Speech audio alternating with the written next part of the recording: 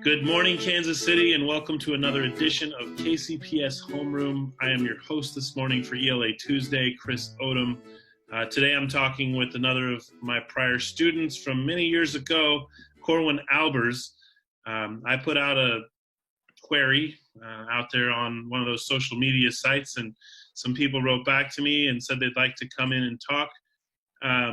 Corwin initially thought he wasn't going to be able to tell us his story because he wasn't creative writing anymore. And we talked, and I talked with him about how I think he still does an awful lot of writing from what he's shown me. And that what's exciting is that students who started a path in creative writing all have to have jobs, and they're not necessarily all going to be creative writers.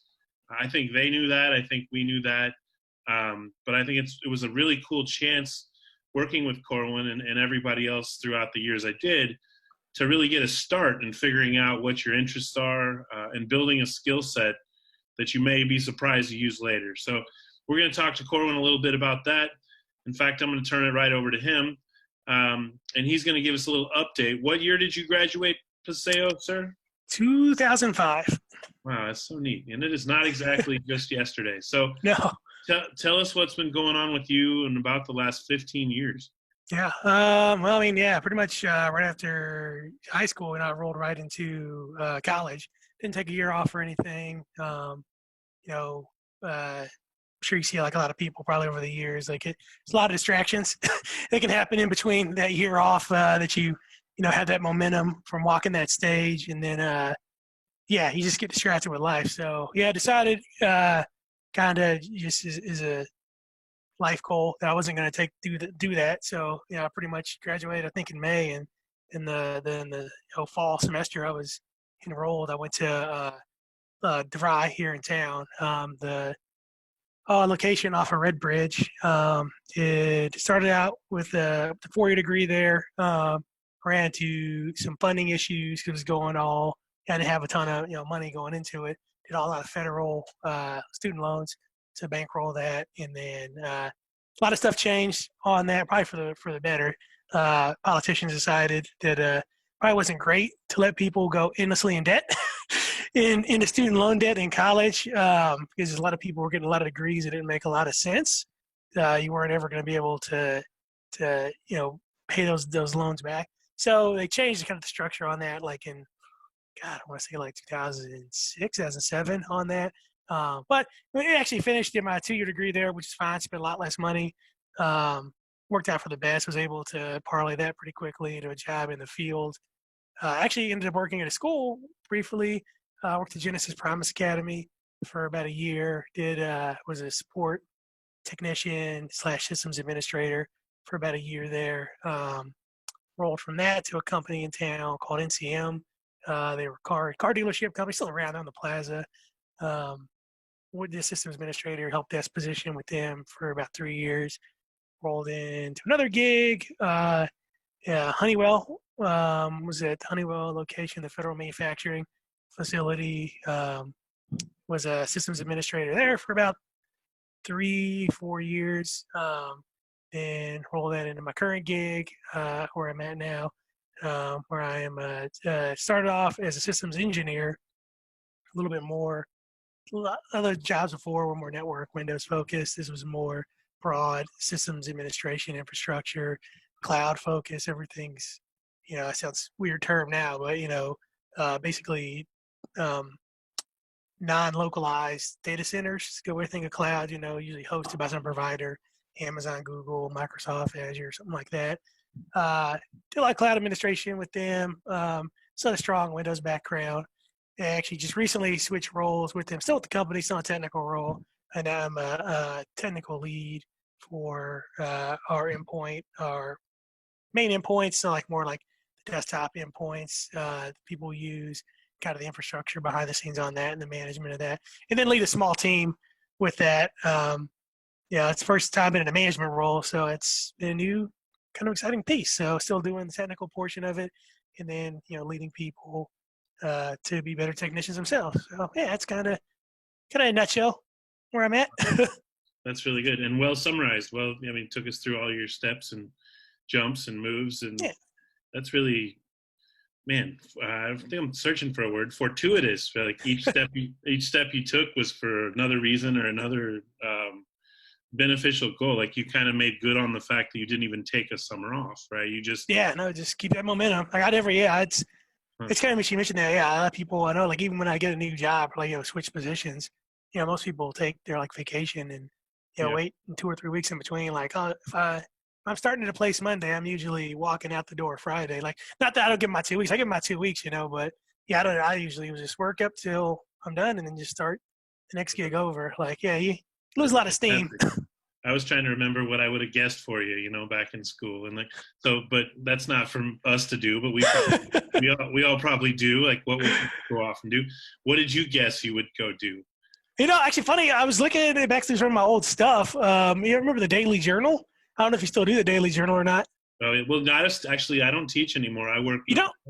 No, I work with the whole district though. Okay, awesome. Well, yeah, you're moving up too. Yeah, that's yeah. So I'm talking to all English teachers basically and helping them, and awesome. through them I get to still get exposed directly to students, but not as much as I used to. So it helps me remember. Gosh, that's the best part of all that we do, like as teachers, is the connections and the in classroom experiences. So you realize it is even more when they're different now. So yeah, I work a lot more, like you're saying, paperwork and things of that nature. Yep. But the passion's still in the paperwork, right? It is. It is. No, I mean, there's somebody's got to do it, and hopefully, if the person doing it doesn't have the passion, it's going to show in everybody that has to read it and execute that plan. So it's probably good to definitely have your experience in there to help them make those plans. So you were saying you were looking in your own journal that you still the have? old daily journal. Yeah, I don't remember. I don't know if you remember or not. Like it used to have us do it. It was the like kind of heads up assignment when you came in. It'd be on the board, it'd be a topic. Right. And one of them was like, like, oh, where do you kind of see yourself? Like career path wise. God, it must have been, like 10th grade for me.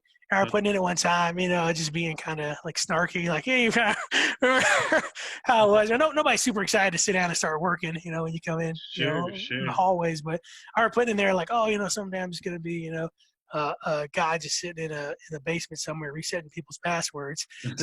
So pretty close. That's really cool. But no, I think the drive is evident, man. Like, super respect that. My parents dropped me off when I was 15 and a half and eligible to get a job at the grocery store and said, walk home. Yeah.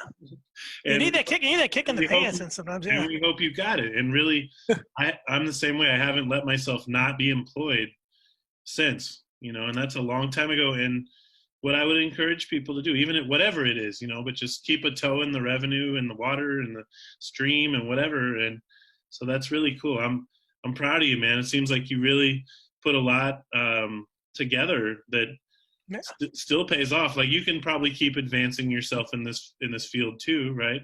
Oh, definitely, yeah. And kind of some of the other work I do, like about 4 years ago, I got involved with a organization that I volunteer with here in town, the Boys Learning Center. Always plug them.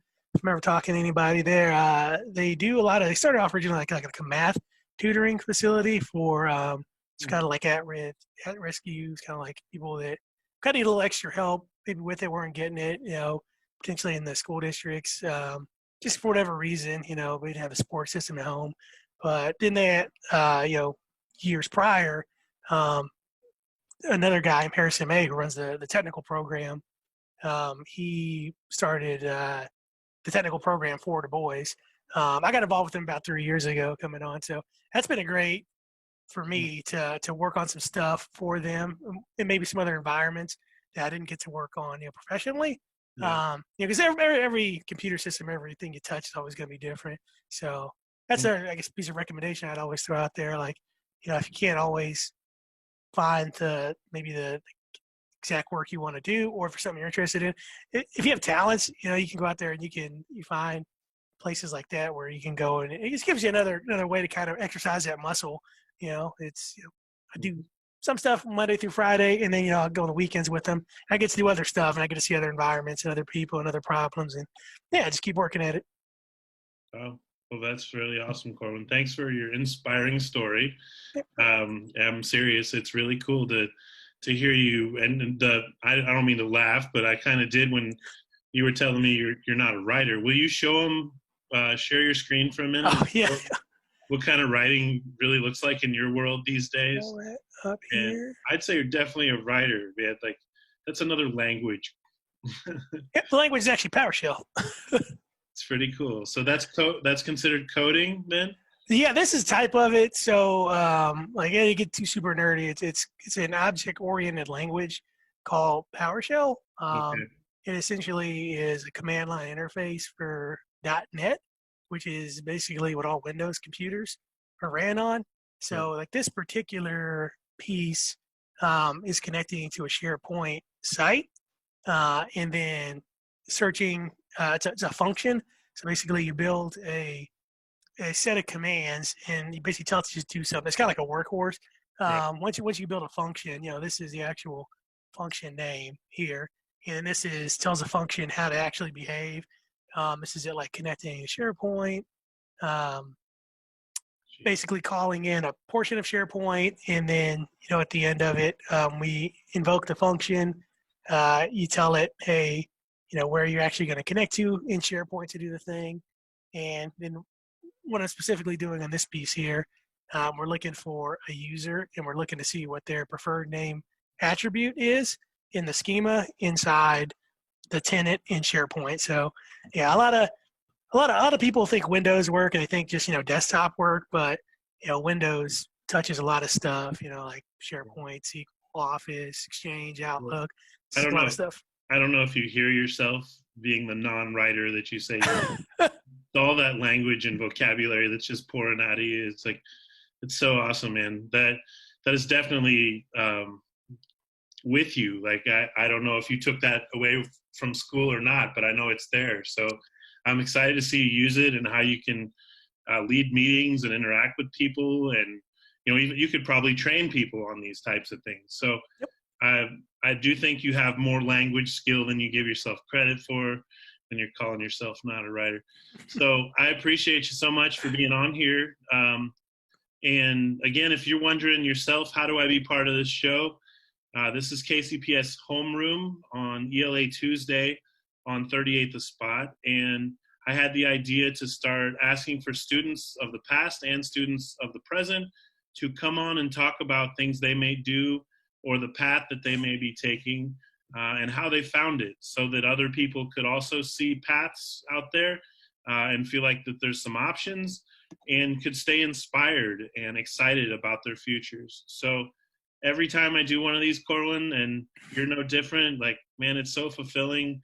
I think teachers should probably make a point to do this. To be honest, I was so moved every time we did a new senior class that it was like ripping a part of you away, that it was hard to want to reach out. I did that for 16 senior classes, actually. So it was wild. And it's so fun to reunite a little bit and hear about everybody's success. So thanks for being on here. Yeah, no problem.